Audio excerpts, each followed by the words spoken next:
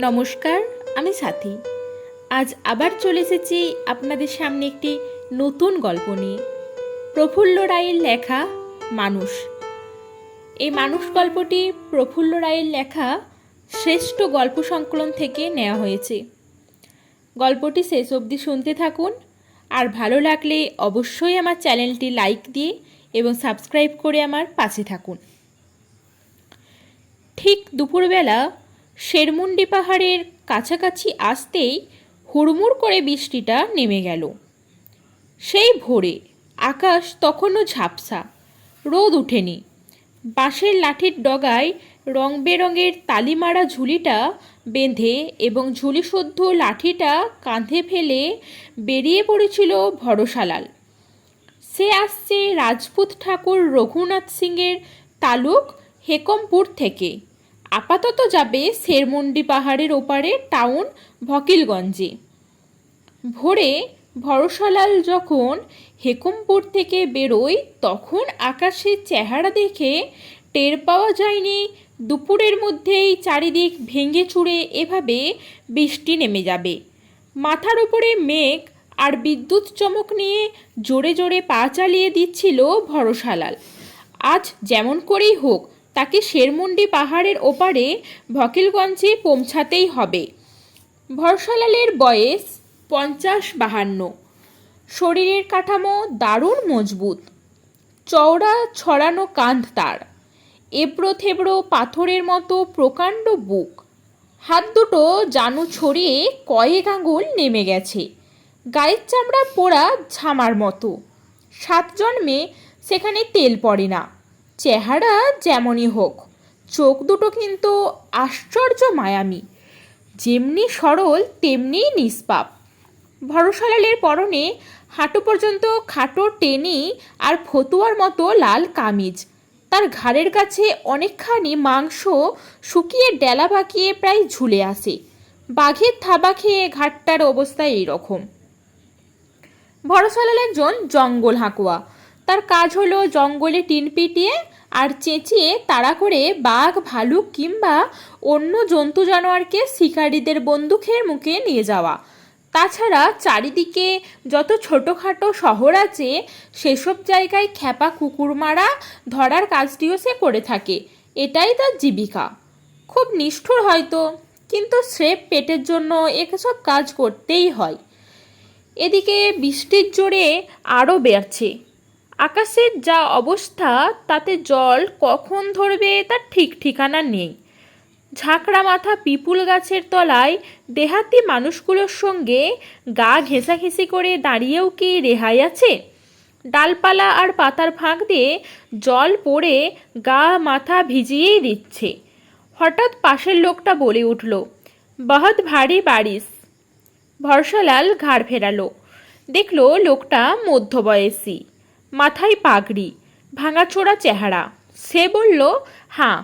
লোকটা এবার বলল, মালুম হচ্ছে এ বারিশ জলদি রুকবে না।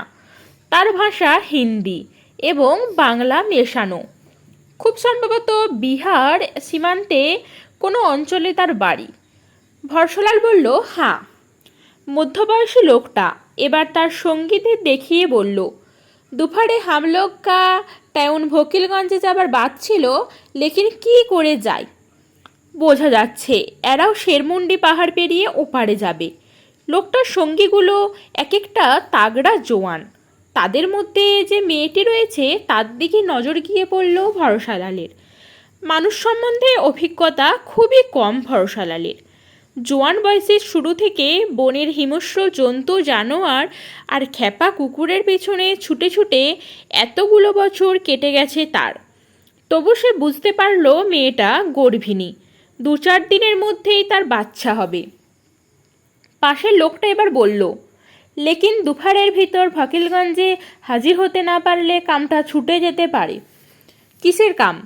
ভকিলগঞ্জে নদীর কিনারে বাঁধ বানানো হবে। আমরা মাটি কাটার কামে যাচ্ছি। দেরি হয়ে গেলে গভর্নমেন্ট অফিসার যদি ভাগিয়ে দেয়। রামচি কৃপা করলে ভাগাবে না, ভরসালাল বলল। একসময় বৃষ্টির তোড় কমে এলো, সেই সঙ্গে ঝড়ের দাপটও। সেই লোকটা কানের পাশ থেকে হঠাৎ চেঁচিয়ে উঠল, বারিশ ধরে এসেছে, এই মকায় পাহাড় পেরুতে হবেই বলেই সঙ্গীদের উদ্দেশ্যে জোরে জোরে হাঁকলো, এই ছোকরারা চল চল, জোরসে পা চালা। সবাইকে তাড়িয়ে নিয়ে সে পাহাড়ের দিকে চলল। দলটা আগে আগে চলেছে, তাদের পিছনে রয়েছে সেই মেয়েটার পেছন পেছন ভরসা লালো হাঁটতে লাগলো। বৃষ্টির জোর নতুন করে বারবার আগে সেও শেরমন্ডি পাহাড় পেরিয়ে যেতে চায়। দিন কয়েক আগে ঠাকুর রঘুনাথ সিং শিকারে যাবে, খবরটা পেয়ে হেকমপুর তালুকে ছুটে গিয়েছিল ভরসালাল। পুরো 4টে দিন রঘুনাথ সিংয়ের সঙ্গে জঙ্গলে জঙ্গলে ঘুরে টিন পিটিয়ে মোটা 10টা টাকা আর 3 কিলো মাইলও মজুরি হিসাবে পেয়েছে। সেই টাকাটা তার কোমরে গোঁজা আছে, আর মাইলগুলো তার চিত্র বিচিত্র ঝুলিটায়। হেকমপুরে থাকতে থাকতে সে খবর পেয়েছিল পূর্ণিয়া টাউনে 2-4 দিনের মধ্যে খেপা কুকুর মারা হবে। তাই রঘুনাথ সিংয়ের শিকার শেষ হতে না হতেই সে বেরিয়ে পড়েছে। শেরমন্ডি পাহাড় ডিঙ্গিয়ে ওপারে টাউন ভকিলগঞ্জে আজকের রাতটা কাটাবে ভরসালাল। তারপর কাল সকালে চলে যাবে সগরিগলি ঘাটে, সেখানে নদী পেরিয়ে পূর্ণিয়া টাউনের দিকে হাঁটা শুরু করবে। শেরমন্ডি পাহাড়টা ভয়ানক রকম খাড়া, খুব সাবধানে পা ফেলে ফেলে ওরা পাহাড় বাইছিল। খানিকক্ষণ পাহাড় বাওয়ার পর হঠাৎ কাতর গোঙানির মতো একটা আওয়াজ কানে আসতে চমকে উঠল ভরসালাল।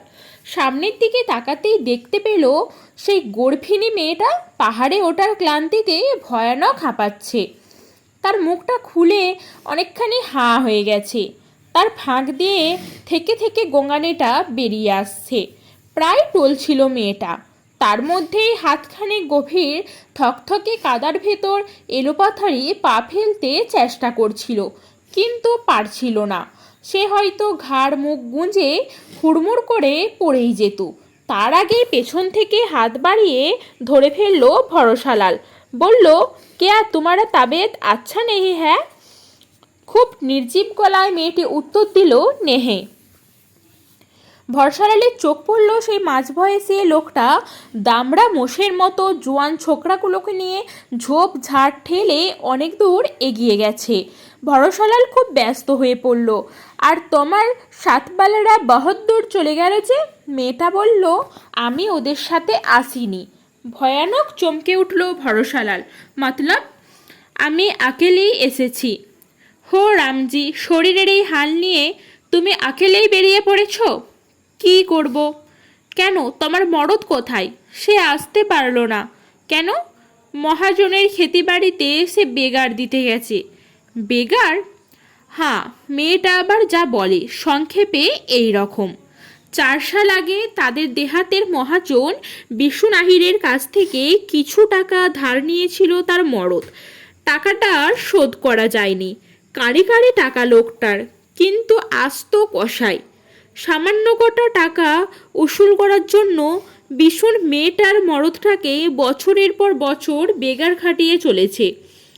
সুদে আসলে টাকাটা ফুলে ফেপে এমনই হয়ে দাঁড়িয়েছে 10 বছর বেগার দিলেও নাকি ওটা শোধ হবে না। এই রকম যখন অবস্থা, তখন মেয়েটির মরদ তার সঙ্গে আসে কি করে? মরদ ছাড়া মেয়েটির ঘরে আর কেউ নেই। মেয়েটি 5 মাইল পশ্চিমে ঝুমরিতলিয়া গাঁ থেকে আসছে, পাহাড়ের ওপারে টেউন ভেকিলগঞ্জের হাসপাতালে যাচ্ছে। ভরসালালের মনে পড়ে মেয়েটা গর্ভিণী, বাচ্চা টাচ্চা হবার ব্যাপার আছে। পাক ঠেলে ঠেলে দুজনে চলছে তো চলছেই। এক সময় মেয়েটা কাঁপা দুর্বল গলায় বলল, মাথা ঘুরছে। ভরসালাল চিন্তিতভাবে বলল, মালুম হচ্ছে তুমি হেঁটে যেতে পারবে না, পা ফেলতে গেলেই টলছো, মাথায় চক্কর লাগছে। এক কাম করা যাক। কি? তোমাকে আমি ধরে নিয়ে যাই, তোমার যা হাল, আকেলে চলতে গেলে পড়ে গিয়ে বিপদ হবে। মেয়েটা আস্তে মাথা হেলাই। ভরসালাল মেয়েটিকে ধরে ফেলল। এক হাতে তার কাঁধ বের দিয়ে আস্তে আস্তে আবার ওপরে উঠতে লাগলো। এক সময় মেয়েটির দাঁড়িয়ে থাকবার শক্তি শেষ হয়ে গেল। ভরসালাল দিশেহারা হয়ে পড়ল। গর্ভিণী মেয়েটাকে সে কথা দিয়েছে শেরমন্ডি পাহাড় পার করে দেবে, কিন্তু এখন এই অবস্থায় কিভাবে যে তার এবং তার পেটের বাচ্চাটাকে রক্ষা করবে ভেবে পাচ্ছে না। কয়েকটা মুহূর্ত তারপরই মনে মনে ভরসালাল সব স্থির করে ফেলল। সে করল কি, যেখানে কাদা কম এমন একটা জায়গা দেখে মেয়েটাকে শুইয়ে দিল। তারপর বাঁ কাঁধে লাঠির ডগায় বাঁধা চিত্র বিচিত্র ঝুলিটা নামিয়ে তার ভেতর থেকে দুটো ধুতি বার করে একটা বড় ঝলা বানিয়ে ফেলল। মেয়েটাকে সেই ঝলার ভেতর বসিয়ে কাদার ভেতর বুড়ো আঙুল গেঁথে গেঁথে খুব সাবধানে পাহাড়ের গা বাইতে লাগলো। কতক্ষণ পর খেয়াল নেই, শেরমন্ডি পাহাড়ের মাথা ডিঙিয়ে যখন সে ওপারে গিয়ে নামলো তখন বৃষ্টির দাপট থেমে এসেছে, ঝড়টাও আর নেই। পাহাড়ের তলা থেকে টাউন ভকিলগঞ্জ ঝাড়া 5টি মাইল তফাতে। সেখানে পৌঁছাতে না পারলে হাসপাতালে যাওয়া যাবে না। ভরসালাল শুধল, তুমি কি হেঁটে যেতে পারবে? নেহি, আমার কোমর পেট ছিঁড়ে যাচ্ছে। অবশ্যই শেরমন্ডি পাহাড়ের তলায় ছোটোখাটো একটা বাজার আছে। এই বাজারটার কাছে গেলে শহরে যাবার বয়েল গাড়ি পাওয়া যায়। তখনই তার খেয়াল হলো গাড়ি ভাড়া কম করে 5টি টাকা লাগবে। ঠাকুর রঘুনাথ সিংয়ের দেওয়া 10টি টাকা তার ট্যাঁকে গোঁজা আছে। ওই টাকা থেকে খরচ করা ঠিক হবে কিনা ভাবতে লাগলো ভরসালাল। আর তখনই তার কানে অস্পষ্ট গোঙানির মতো আওয়াজটা পেল। ঘাড় ফেরাতেই সে দেখল পেটের মাংস এক হাতে খামচে ধরে থেকে থেকে কাতর শব্দ করে উঠছে মেয়েটা। আর কিছু ভাবার সময় পেল না ভরসালাল। এক দৌড়ে বাজারের কাছ থেকে একটা বয়েল গাড়ি নিয়ে এলো সে। তারপর পাঁজা কোলা করে মেয়েটাকে ছইয়ের তলায় নিয়ে গিয়ে শুইয়ে দিল। সন্ধ্যের অনেক পর বয়েল গাড়িটা টাউন ভকিলগঞ্জের সরকারি হাসপাতালে পৌঁছে গেল। সব শুনে ডাক্তার সাহেব হাসপাতালে মেয়েটাকে ভর্তি করে নিল। রাতের মতো একটা আস্তানার খোঁজে বেরিয়ে পড়ল ভরসালাল। পরের দিন সকালে উঠে সগরিগলি ঘাটে যাওয়ার সময় হঠাৎ ভরসালালের মনে হলো মেয়েটার একটা খবর নিয়ে গেলে হয়। হাসপাতালে এসে খবর নিয়ে জানলো এখনও মেয়েটার ছেলেপুলে হয়নি, তবে যে কোনো মুহূর্তে হয়ে যেতে পারে। আর জানলো মেয়েটা ভয়ানক কষ্ট পাচ্ছে। শেষ খবরটা পেয়ে মন খারাপ হয়ে যায় ভরসালালের। পৃথিবীর সব ব্যাপারেই সে উদাসীন, তবু কাল পিঠে যাকে চাপিয়ে পাহাড় পার করিয়েছে, যার জন্য নিজের সঞ্চয় থেকে নগদ 5.25 টাকা খরচও করে ফেলেছে, গরম সেঁক দিয়ে যার সেবা করেছে, তার খুব কষ্ট হচ্ছে জেনে আজ আর সগরিগলি যেতে মন সরছে না। সে ঠিক করে ফেলল ভালোই ভালোই মেয়েটার বাচ্চা টাচ্চা হয়ে গেলে সে পূর্ণিয়া টাউন যাবে। গিয়ে হয়তো দেখবে মিউনিসিপ্যালিটির লোকেরা খেপা কুকুর মারার জন্য অন্য লোক লাগিয়ে দিয়েছে। কিন্তু কি আর করা যাবে, হো রামজি হো পবন সুত। হাসপাতাল থেকে বেরিয়ে এদিক সেদিক খানিকটা ঘুরে বেড়ালো ভরসালাল। তারপর রুটি বানিয়ে খেয়ে কিছুক্ষণ শুয়ে থাকলো। ঘুম থেকে উঠে বিকেলে আবার সে এলো হাসপাতালে, কিন্তু কোনো খবর নেই। রাতটা কাটিয়ে পরের দিন সকালে আর বিকালে দুবার এলো ভরসালাল, খবর নেই। দুদিন কাটার পর উদ্বেগে তার দম যখন বন্ধ হয়ে আসছে, সেই সময় ডাক্তার সাহেব হাসতে হাসতে বললেন, বহুত বড়িয়া খবর। ভরসালাল বলল, হো গিয়া ডাক্তার সাহেব, হো গিয়া। রামজি কা কৃপা, পবন সুত কা কৃপা। ভরসালালের চোখে আলো ঝিলিক দিয়ে গেল।